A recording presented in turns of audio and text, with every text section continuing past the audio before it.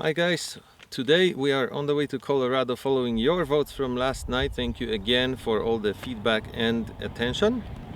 On our way from Taos, New Mexico, we found this crazy place, and it is the world's largest sustainable off-grid living community. Have you ever heard of anything like that? I think I've heard something about sustainable living before, but it's always been like this close to science fiction concept almost. And now here it is, all real. And we actually met Maya, who works here, who gave us this interesting interview. My name is Maya. These are Earthships, and this is Earthship Biotecture. It's a company, a small construction company, and so we can be hired to make these buildings. They're all off the grid, completely self-sustained residential buildings, houses.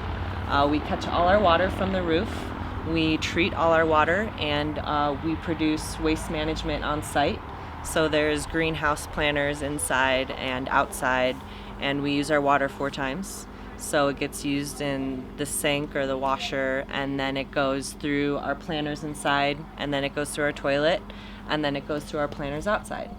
And we use recycled materials, bottles, cans, tires for our main structural purpose. We grow our own food in the greenhouse.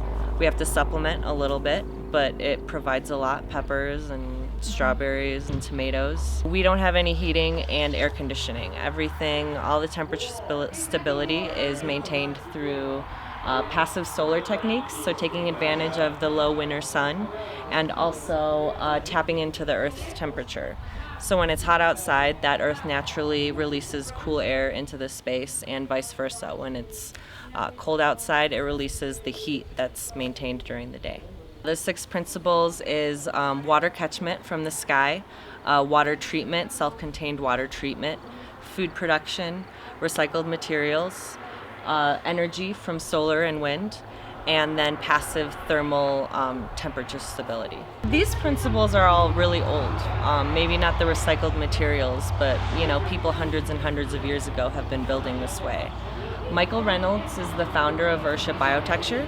He started building here in Taos alternatively in the 70s.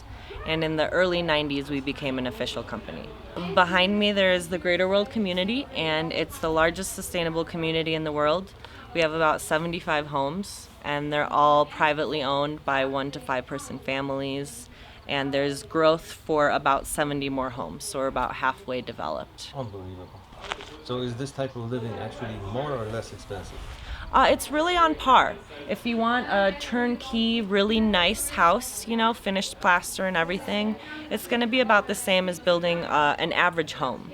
But the benefit of all this is when you're all done, you're not paying any utilities for the rest of your life. So what does that cost here? And because in the average home in Delaware is right, it's a little bit different. It varies all over. In Taos, New Mexico, we can estimate you're going to pay around $225 per square foot. I mean, it changed my life coming here. It changes a lot of people's lives, just kind of seeing it. How did it change your life?